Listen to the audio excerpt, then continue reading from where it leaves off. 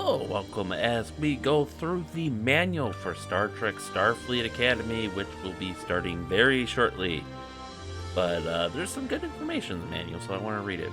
Unfortunately, the GOG version does not have the cover, so I actually have another version from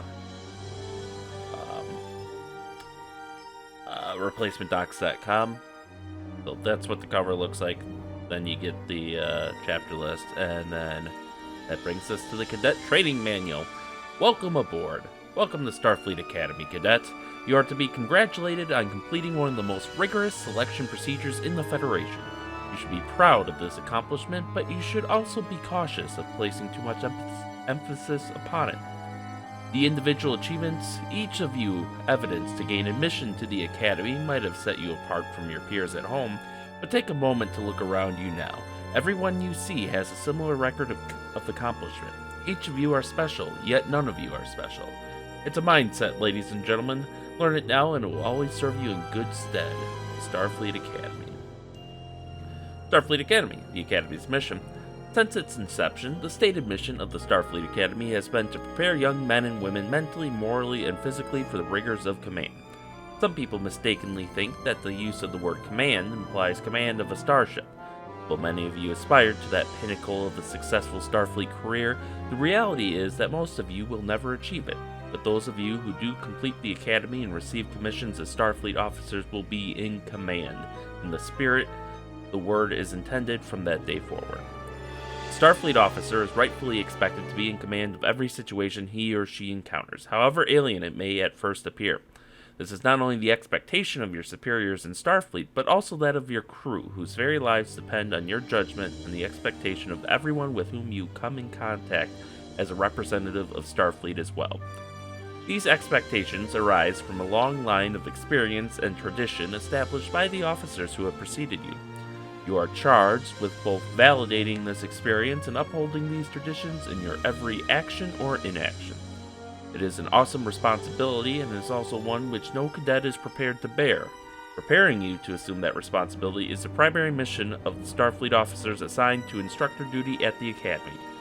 To understand the dedication with which they pursue that objective, consider this your first lesson. A Starfleet officer thinks first of the mission, then when the unexpected happens, he returns to the mission, and when all else fails, he remembers the mission. Cadet Responsibilities. Starfleet Academy cadets' primary responsibility is to be prepared at all times to receive the challenges of the training we offer and to perform to the best of their ability. You are not expected to have all the answers, and you will fail repeatedly during the course of instruction. If you did not, you would not learn anything. We have purposely constructed the Academy curriculum to push each of you far outside your comfort zones, to force you to make decisions for which there are no easy answers. Because how well you endure that decision-making process is often far more important in determining suitability for command than the consequences of the decisions themselves. Far better for us to identify these character flaws and weaknesses now in a training environment than to have them carry forward into the crucible of combat to affect potentially devastating consequences on the lives of others or the defense of the Federation. Academic counseling. In recognition of the difficulty of the tasking which has been given you, each cadet is reminded that he or she need not operate in a vacuum, isolated from your classmates and instructors alike. Rather, you are encouraged to solicit feedback on your performance and assistance from others when you face seemingly insurmountable problems. The forum for receiving these hints and tips, and also for communicating with your classmates, is http://www.enterprise.com. Oh, I love how they did stuff back in the day like that. Leave and liberty policy. Occasionally, you will feel the need to take a break from the rigorous training schedule to pause and reflect on your accomplishments to date and to prepare for upcoming sessions. The vehicle which affords you these brief periods of liberty, as well as many other important functions, is the main menu. Alright, this is just telling you how to start the game. Good luck, cadet. Federation. The United Federation of Planets, UFP, was formed in 2161. Its goal was for all beings throughout the galaxy to coexist peacefully. The Constitution was framed to govern the Federation for the mutual benefit and protection of its citizens. It was modeled after several great documents of the past, including the Statutes of Alpha 3, Constitution of the United States of America, and the fundamental declarations of the Martian colonies. The principal agencies of the Federation are as follows: the Supreme Assembly, the Federation Council, the Economic and Social Council, the Trusteeship Council, Interplanetary Supreme Court of Justice, Starfleet, and the Secretariat. Articles of the Federation.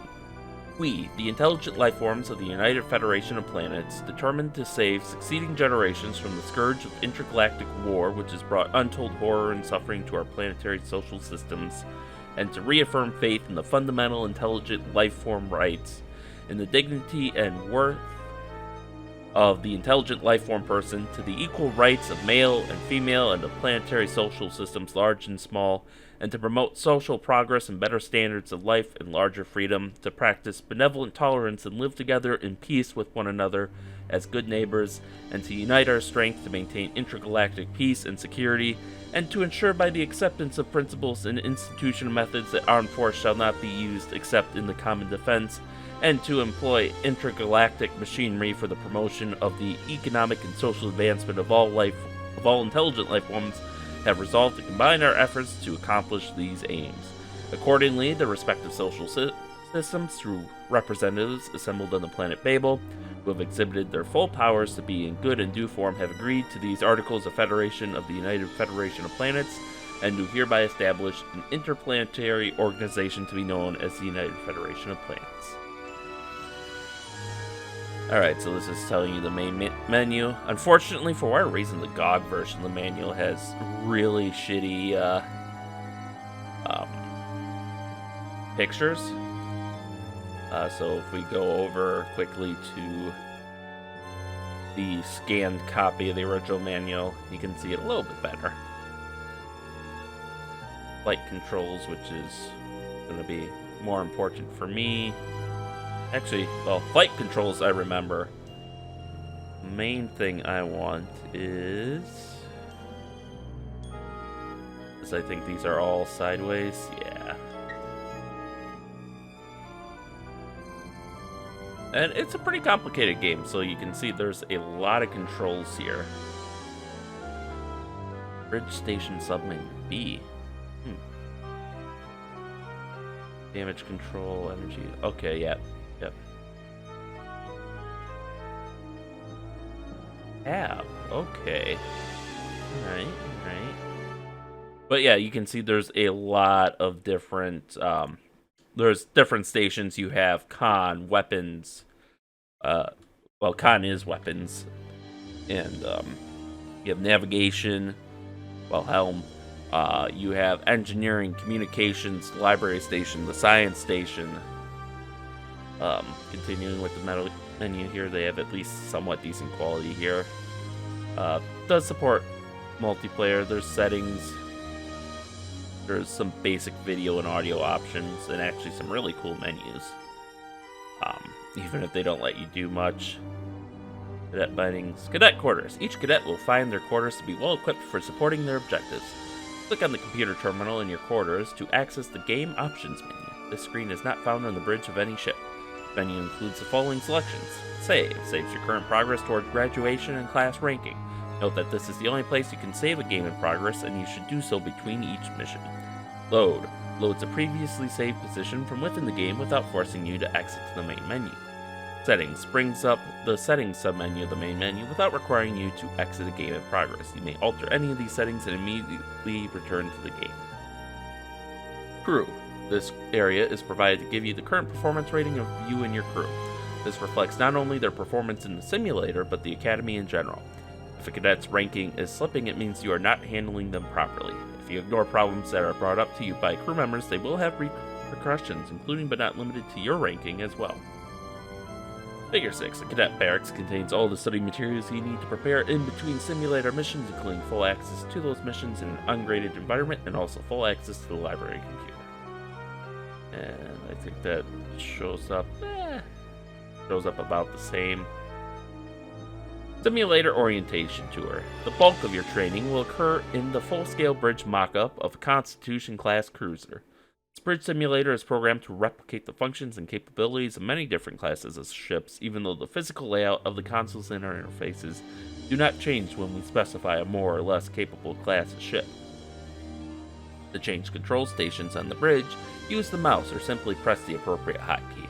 To navigate around the bridge, move the mouse to the extreme left or right of the screen and click to move from one control station to the next in a clockwise or counterclockwise rotation.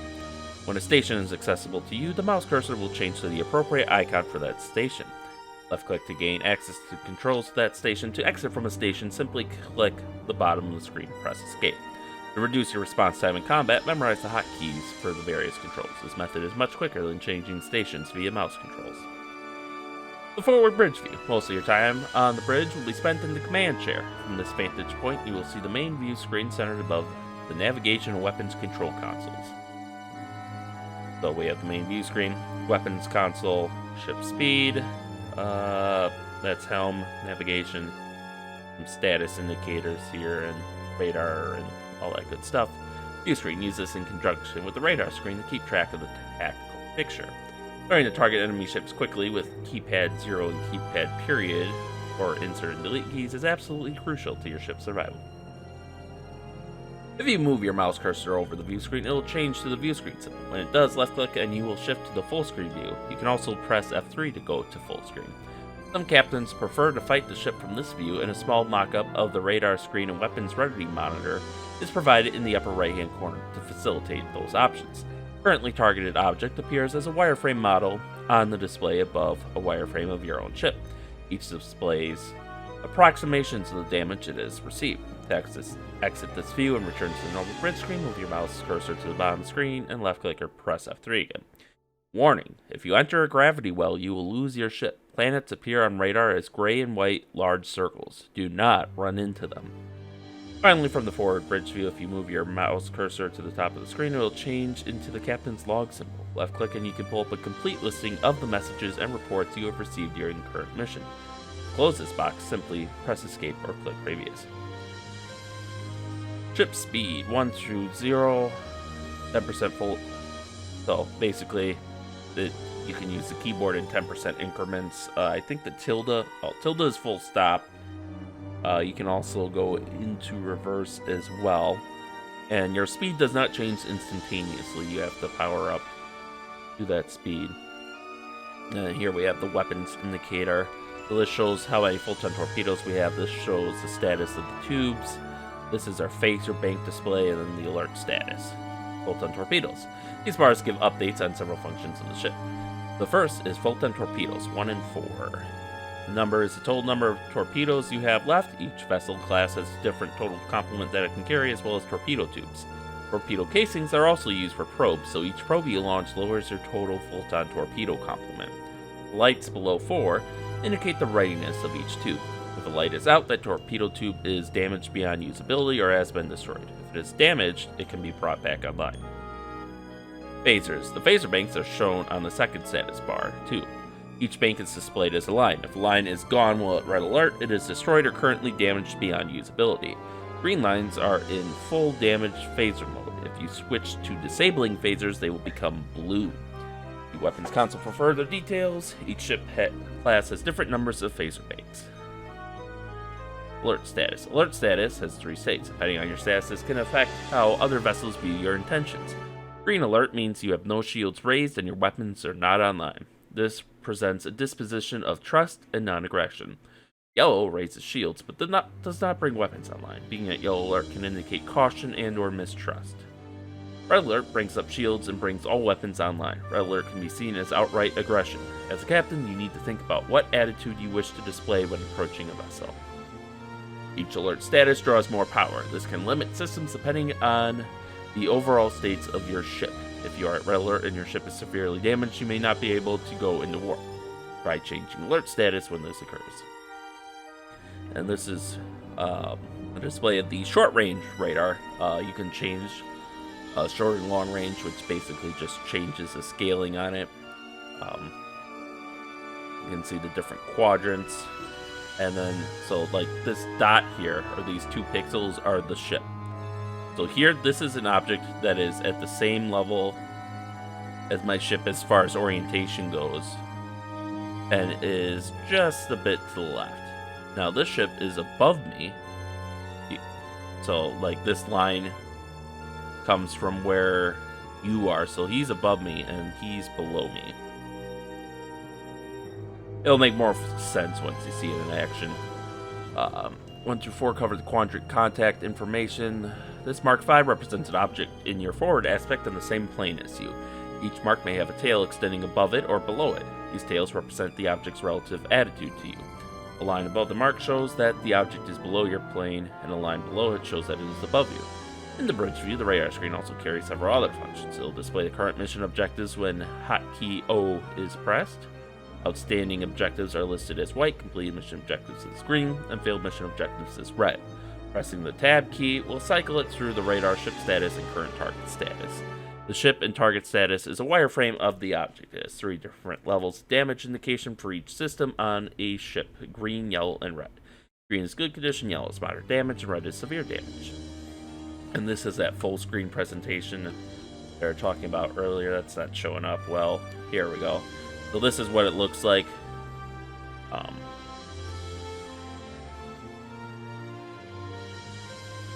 And it's basically just giving you the information with none of the whatchamacallit, with none of the flair of, you know, being on the bridge. Wireframe, yep. So that gives you a text list of mission objectives, shows all the other readouts that we just went through. These are the symbols. So when you hover over a station that you can click, these are the symbols that will show. So engineering, library, communication, captain's log, and so on. Like at navigation station and helm. When looking at the forward bridge view, move your mouse cursor to the right side of the command console in the foreground. The cursor will change to the navigation symbol. Left click to bring up the navigation controls. This also looks like poop. That doesn't look much better. But basically this is kind of a wireframe cube with different points in it. The navigation controls are primarily used to lay in a course and engage the engines for warp travel. Tactical maneuvering on impulse power is better accomplished with either joystick or keyboard control. So you'll be able to see your current position as well as plotting a course with these controls in a 3D space. And you can set your warp speed there, and then this gives some system and distance information. View screen. This shows space by the sector, star system, or planet, depending on the views you request based on the tactical situation. If you click on this menu, you'll be able to directly plot your next course. Holding left click allows you to move left, right, up, down on the grid with your mouse. Holding right click or shift and left click allows you to adjust forwards, backwards, and up, down on the grid. Your next assigned course is always plotted in navigation by your navigation officer during a mission. Rotate zoom. Zoom in and out takes you up or down in scale from the sector all the way to a specific planet. Rotate moves your cursor from sector to sector, or system to system, or object to object within a system. Plot course. Calculates a course to take you to the selected system. This course would take you through the neutral zone. You are warned prior to being given the option to proceed. Warp factor. Slider is the current warp factor. Click the cursor with the left mouse button and hold on this and move up and down. This will increase or decrease your warp factor. Maximum warp factor will be affected by the amount of power available. If your ship is severely damaged or is towing a vessel using tractor beams, the maximum warp factor will be affected. At times you may even need to change alert status to free up enough energy to be capable of warp. Input bar. This allows you to plot a course to a system if you know its name. Just type in the name and press enter and the course will be plotted. If you're not sure of the correct spelling, the ship's computer will try to find the closest match to the letters you type in. Plotted course. This will display the currently plotted course and the amount of time to get there with the current warp factor. Engage. Generally, your helmsman will lay in the proper course to your next destination, based on the mission orders specified by Starfleet or the needs of the situation. Once you input the desired level of warp, press this button to execute the order. On the main view screen, the hotkey for engaging warp drive is Shift W. Weapons control station. When looking at the forward bridge view, move your mouse cursor to the left side of the command console in the foreground. Cursor will change to the targeting symbol. Left click to bring up the weapons control station. Here, it shows power allocation. This is the wireframe of the ship you're targeting. If you remember from Wrath of Khan, when you see the Miranda locking onto the Enterprise, that's basically what this console is. This is your shield status, the alert status. These are the subsystems you can target. can also scan the target and change the orientation of the wireframe, as well as enable or disabling phasers or tractor beam. Weapons control. Phasers and full-ton torpedoes. Each Federation ship is armed with both phasers and full-ton torpedoes. Each system has its own advantages and disadvantages. Phasers are the primary system on a ship. Phasers are a beam weapon that modulates matter to a harmonic frequency that breaks the atomic bonds that bind it together. Effectively, phasers at high power will disintegrate matter. Phasers are faster and have a longer range than full-ton torpedoes. They can also be used with extreme accuracy. Phasers can also be modulated to disable a ship without destroying it. Full-ton torpedoes are the secondary weapon system on your ship. Torpedoes are a Duranite casing carrying a matter-antimatter charge. The matter-antimatter charge does substantially more damage to a target than a phaser hit.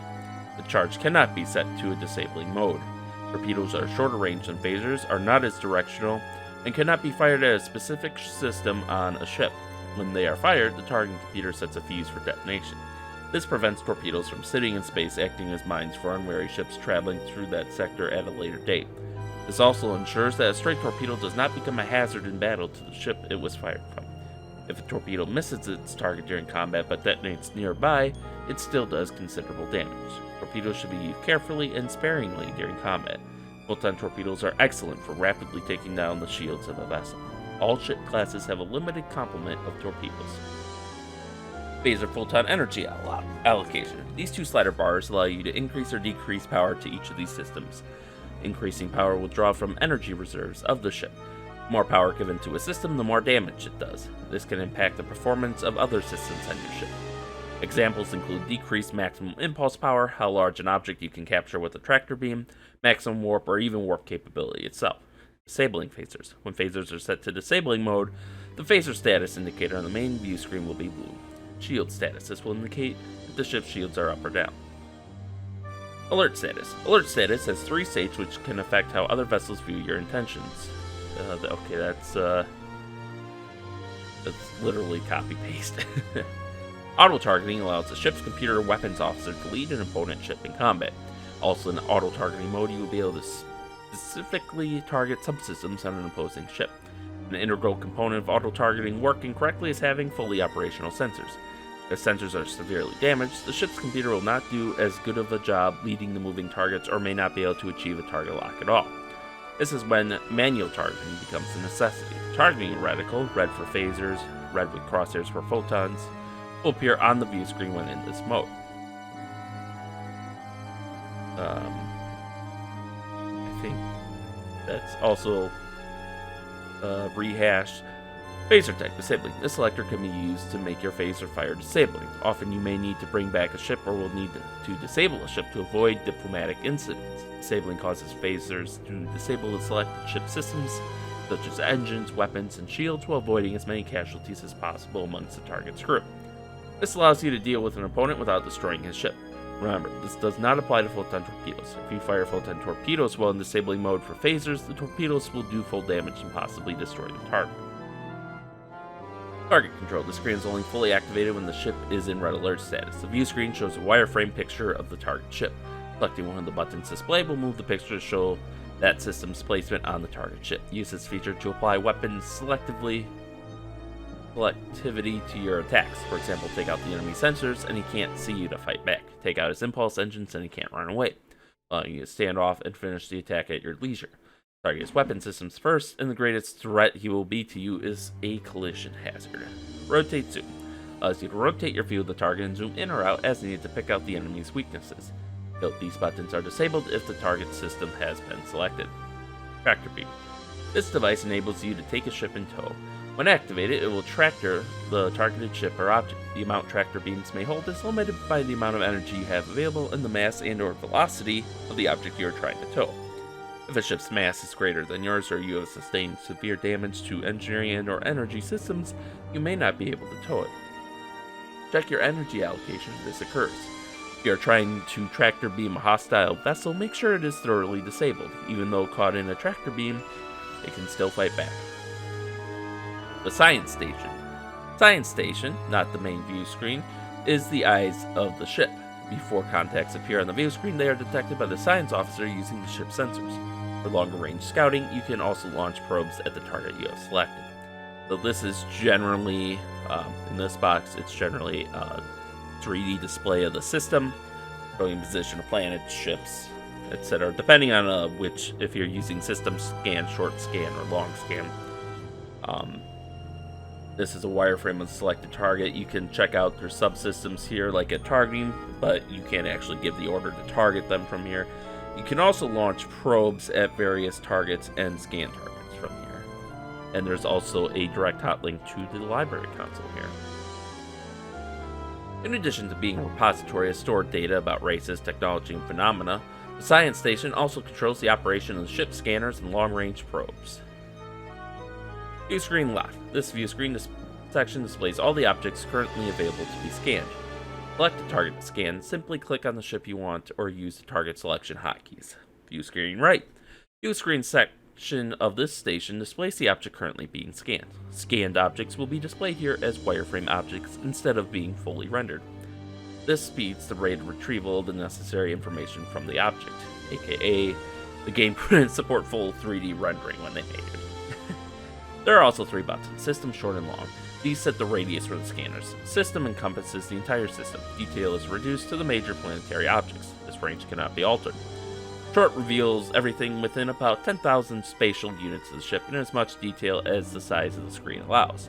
This range can be increased by diverting more power to the sensors.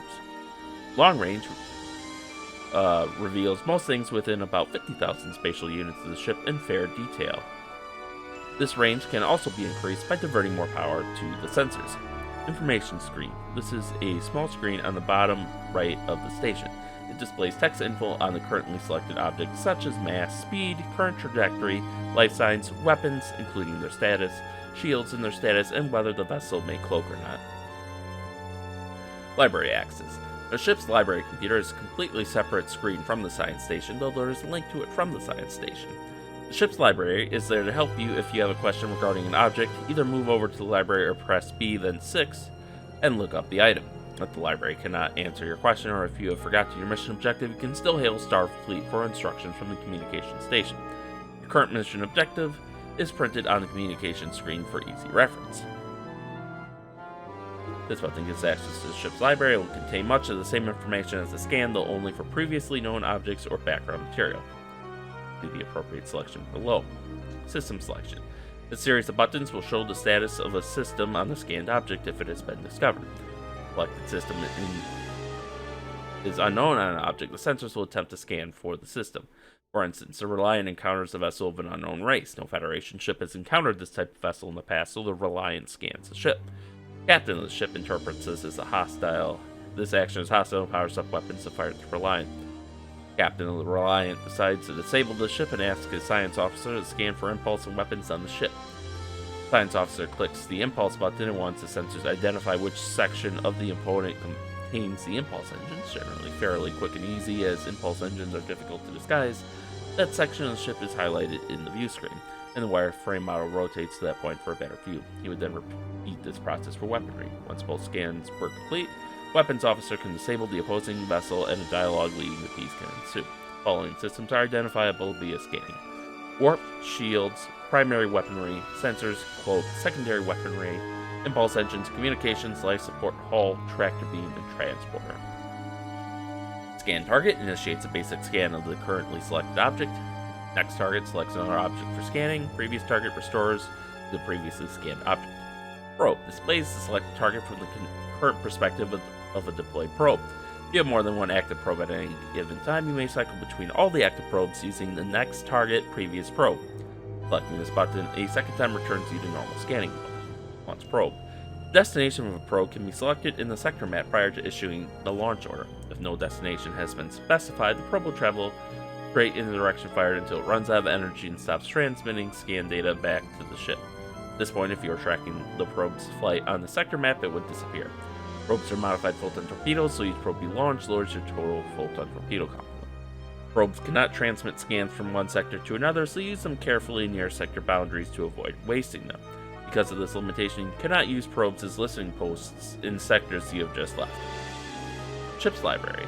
An alphabetical listing of all the topics available in the ship's library appears in the upper right window of the view screen. Simply scroll down the list of topics and left-click on one to select it. If an image of the topic is on file, it will appear in the left window. Text entry for the topic appears in the center window, and that is horrific quality, so we're gonna... Excuse me. Alright, so that's slightly better. You can see this is where the text is. This is going to be the topics that you can select. This is related topics to the currently selected topic. And then this is an image that's related to the topic. There's also a hot link to the science station there. Rapidly get to an entry, start typing in the name of the entry you are searching for. The ship's computer will start matching entries to what you have typed in to that point. The ship's computer will also light up cross-references to the selected entry. If an entry is clicked on with the left mouse button, it will bring up the entry but maintain the cross-references of the previous entry. If the Enter key is pressed, it will fully switch to this entry, and its cross-references as well. The Engineering and Damage Control Station. You can possess the most awesome array of weaponry ever known in the galaxy, and if you don't have the power to run it, it's as useless as an expended dilithium crystal. Everything on a ship depends on power, from basic life support systems to shields. Shipboard power is a finite commodity which must be managed closely depending on the tactical situation. Figure 16. The engineering damage control screens share the same console. To switch back and forth between the two, simply click on the button in the lower right hand corner of either screen. Engineering damage control view screen displays a displays a wireframe model of the ship. Systems that are moderately damaged are shown as yellow. Systems that are heavily damaged are shown as red. Systems with no damage are displayed in green. System selection. Pressing one of these buttons causes the wireframe model in the view screen to rotate to the optimal view for the selected system and then to zoom in on it. Shipboard systems which are subject to such close inspection are as follows: warp, phasers, comm, transporter, shields, impulse life support, photon, sensors, and tractor beam. Using the damage control station. The left of each system's damage control bar is a colored square. The same colors show on the wire diagram showing where the actual damage is. To see what part of the wireframe corresponds to the system, select the system name with your mouse and the wireframe will move to give you the best view of the system. When all systems are ready, every square is green. Moderately damaged system shows as yellow and a very damaged system shows as orange. So these are the status indicators, these are the subsystems. I believe these are the priority bars for damage control teams, and then that last set of icons basically lets you lock in a priority so you can shift others without it affecting the lock priority. And of course, so you have a transporter button here, and then this switches to the engineering display. And there's the wireframe of your ship. A system that is almost totally offline shows as red. A totally disabled or offline system shows as flashing red. A system that has been utterly destroyed is black, turning off flashing red lights. When the square to the left of a system's damage bar is a flashing red light, the system will not operate until it has been repaired. The wireframe shows the system as green, but the square shows a flashing red light. Go to the energy allocation screen and bring the system online. Lock buttons. The small red buttons to the right of the damage control allocation bars are lock buttons. Push these buttons and keep the percentage of damage control activity you have designated constantly applied to the system, no matter what other calls on the system may appear. This is both a powerful ability and a tricky one. Use it carefully.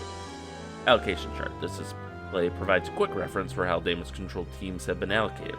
If none have been allocated, they will be evenly distributed between all systems. To adjust, left-click and hold on a slider to move it left or right accordingly. The allocation to other systems will be decreased as you increase the selected one. Energy allocation damage control toggle. This button exists in the same location on both control screens and switches between the two iterations of the engineering station. Engineering energy allocation. Energy allocation is an extremely important task on the ship. Each ship's system has an efficiency rating. When the system is not damaged, it is at 100%. The efficiency rating drops as the system gets damaged. Allocating more power to the system will counter the drop in efficiency. Each ship has a finite amount of power that can be distributed among all systems. Energy allocation is a balancing act which needs to be managed carefully. Certain systems can have drastic impacts on your ship and your crew. Some of these are ... And here you can see it's a very similar display. Ship wireframe transporter. Here it's showing total power, the efficiency, and the system allocation up there. Here you can select your systems. You can activate emergency power if you need the boost. This button shows if it's online or not, then you can control whether it's online or not.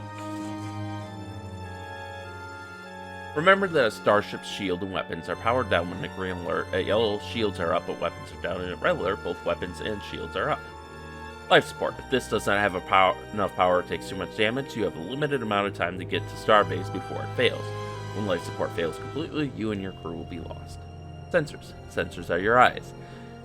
If there is not enough power, it will affect what you see, what you can target, and your radar. Sometimes other external influences can also affect sensors, such as nebulas. You may need to increase the total power to sensors to compensate. If you have insufficient power, you cannot enter warp. Also, if your warp cells get destroyed, you will need to call Starfleet to get it to a home. System online. Left mouse button clicking on this will bring the selected system back online if it has been shut down due to damage. You can also select to turn off a non-critical system. This allows you to distribute its power to other subsystems that are critical at the time. Pressing engineering system selection. Pressing one of these buttons causes the wireframe model in the view screen to rotate to the optimal view for the selected system and then to zoom in on it. Shipboard systems, which are subject to such close inspection, are as follows: warp photons, comm, transporter, shields, phasers, life support, impulse, engines, sensors, tractor beam. I think they messed up their list there, but power levels display. Total power shows the total amount of energy being provided by the ship. If a system has been selected, this shows the amount of energy being allocated to the system. To increase or decrease the energy going to the system, simply click and drag the indicator along the slide bar.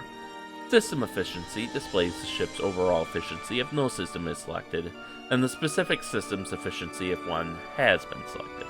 Emergency power brings emergency power online. This gives extra power for the ship for a brief duration, but also increases the likelihood of burning out a damaged system. Use emergency power judiciously, as the name implies. Transporter. During the course of your missions, you may need to transport across items or persons. This allows you to activate your transport as needed during a mission. It will automatically lower and raise your shields when it is activated. Communication station. The final stop on your simulator orientation tour is the communication station. This is also one of the simplest stations to master in the first watch rotation for most new Starfleet ensigns. You can hail Starfleet at any time should you feel the need to obtain their guidance on how best to proceed in a given situation.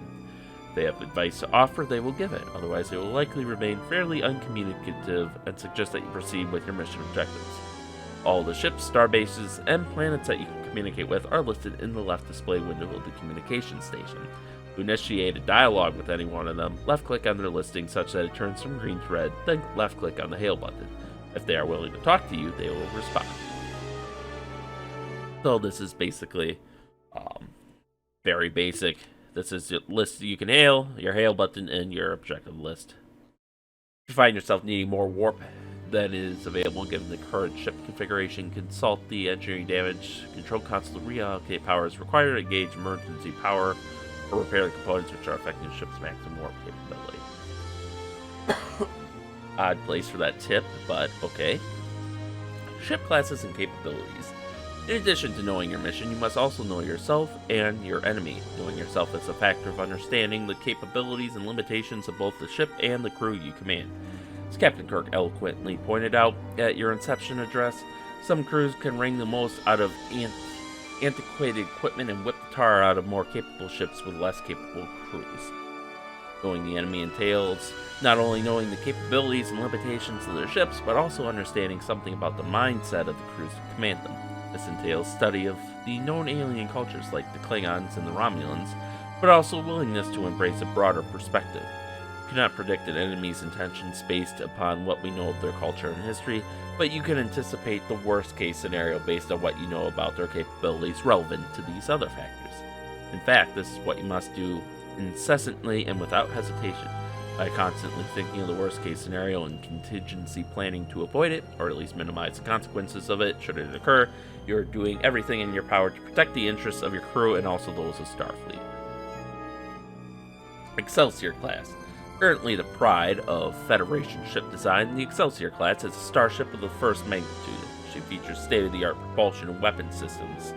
Excelsior Order of Battle includes the following hulls currently: USS Berlin, NCC 14232, USS Charleston, NCC 42285, USS Crockett, NCC 38955, USS Fearless, NCC 14598, US Intrepid, NCC 38907, USS Melbourne, NCC 62043.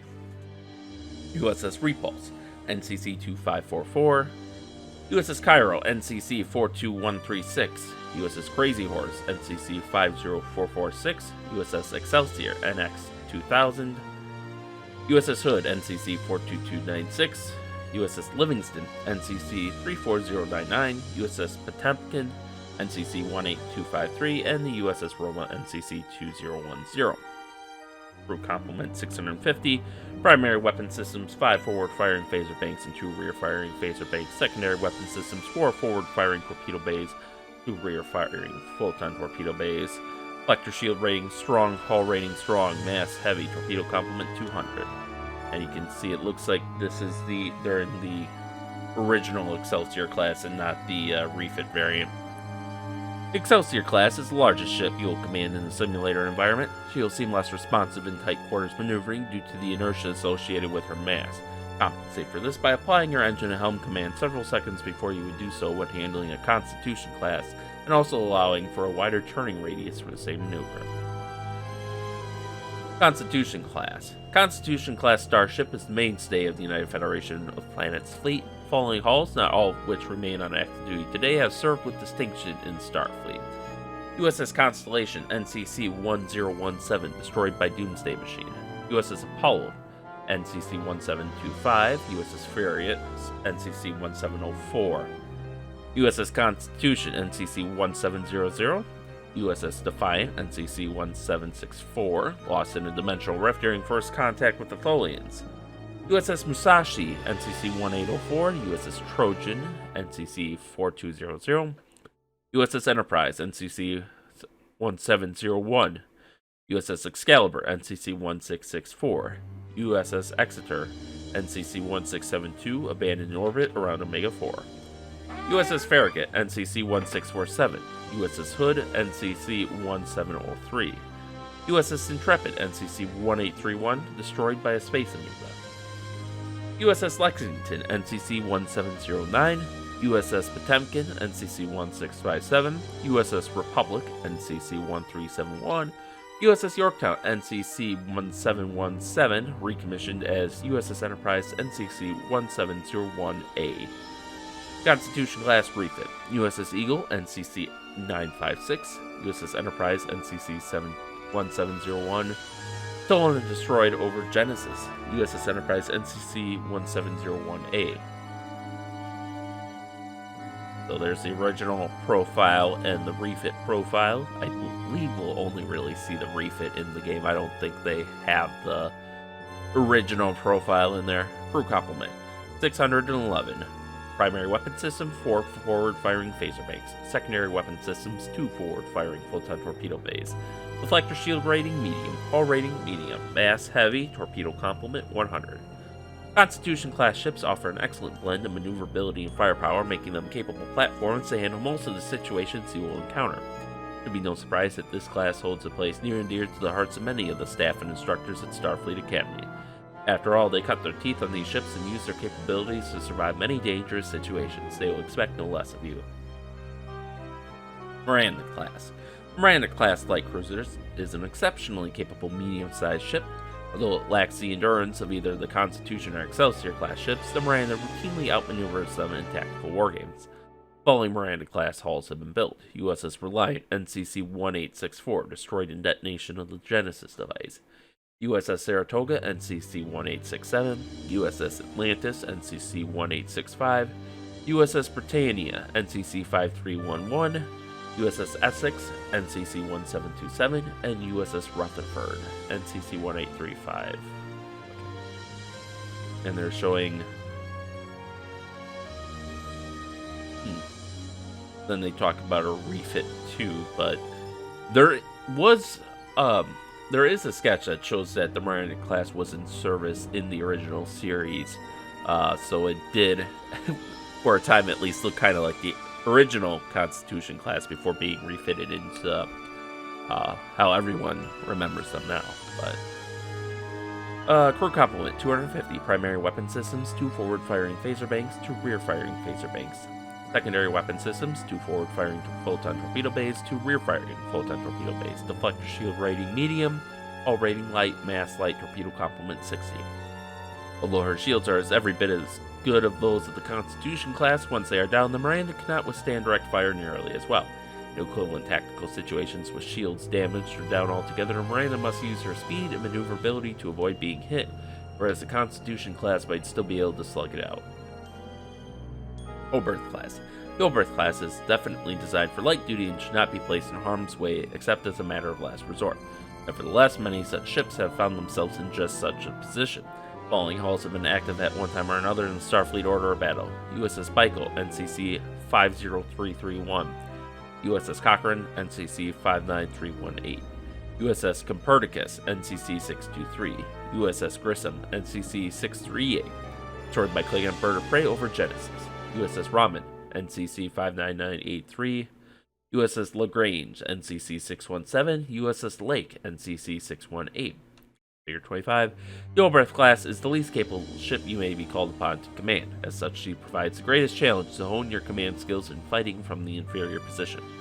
Group complement 200. Primary weapons systems, 2 forward-firing phaser banks. Secondary weapons systems, 1 forward-firing photon torpedo bay. Deflector shield rating medium, hull rating light, mass light, torpedo complement 20. Warbird class ships are used for many functions in Starfleet, from supply ships to scientific research platforms. A number of them have also been constructed for non-Starfleet use. These ships have received an SS designation in lieu of the more familiar USS. Klingon. Klingons are a very aggressive race by nature and are skilled warriors. They consider politeness and kindness a sign of weakness and should be treated accordingly. The Klingon Empire itself is fragmented and always on the brink of civil war. The various fragments may or may not be acting in accord with the High Council, so they must be considered an unpredictable adversary whenever encountered. Many of the factions are radicals or privateers who are loyal only to themselves. The former Klingon-Romulan alliance led to great scientific advances for both cultures. The Romulans gained several Klingon D-7 battlecruisers, from which they acquired warp drive technology, in exchange for which the Romulans shared the secrets of their cloaking device. One of the most common Klingon spacecraft, the familiar bird of prey, is perhaps the most concrete reminder of this past alliance. However, the new Klingon battlecruisers are the real power of the Klingon military. These deep spacecraft are powerful and fast. While their technological level has long since evolved towards more efficient weapon and combat systems, most Klingon disagreements are still settled using the ancient hand-to-hand methods of their ancestors. Among the Klingon blade weapons are several swords and knives, but the most innovative and deadliest is the Barracks. For those occasions, when long-distance or wide-damage weaponry is more suitable to the task at hand, Klingon science has provided a variety of high-efficiency disruptor units. These devices, generally pistol-like in form, lack the disintegration capability of phasers but produce a higher destructive effect per reserve energy unit used. Larger ship-mounted versions of these disruptors are the primary weapons of the Klingon fleet and can be tuned specifically to be effective against specific enemy vessel shields and hulls. Also available to Klingon vessels are variations upon the full-time torpedo, but these are based not upon Federation science, but upon those units acquired during the brief Klingon-Romulan alliance. Vort and Morel class bird of prey.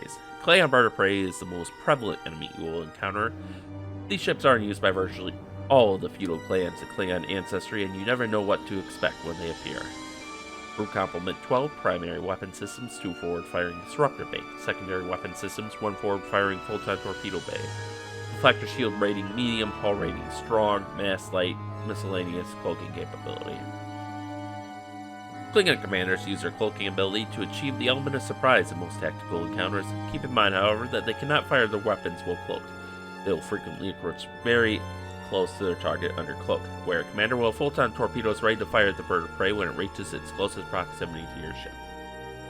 Katinga class. Although more formidable than their smaller cousins, the D7 and Katinga class cruisers are also much less maneuverable. A well-piloted Miranda class can generally disable this class of aggressor, provided the latter doesn't get off that all-important first salvo to effect.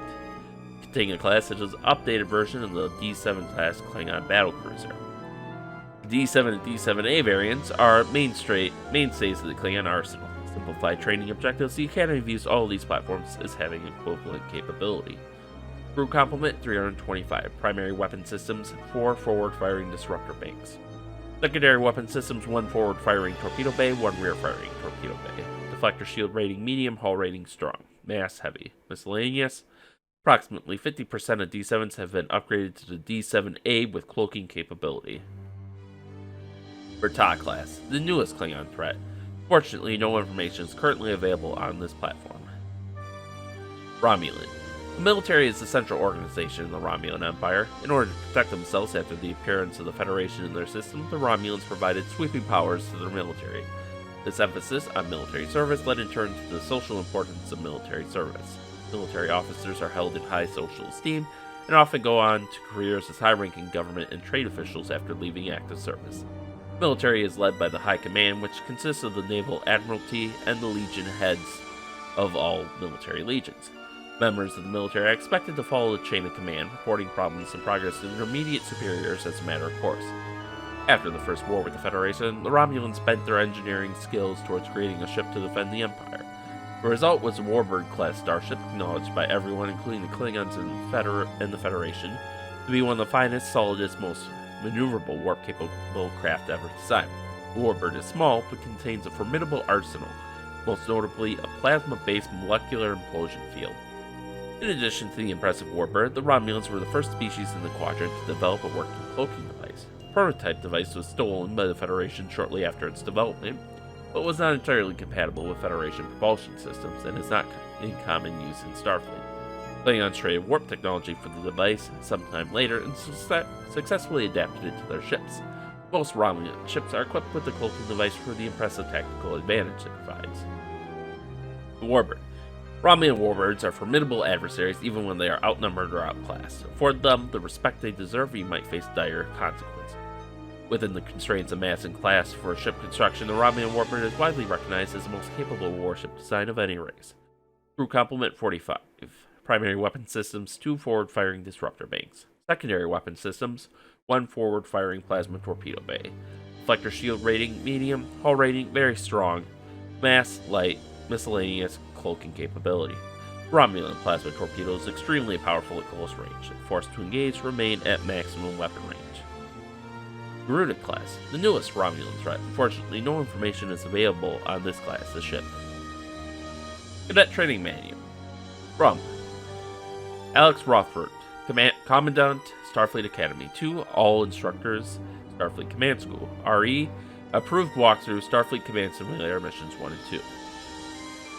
Okay, so this is a quick walkthrough of the first 2 simulator missions presented to Command School cadets at the Starfleet Academy. It is not for distribution to cadets unless they have failed either simulation. Occasioned by Starfleet Academic Security, success rate of cadets in the first 2 simulations indicates a 97% chance.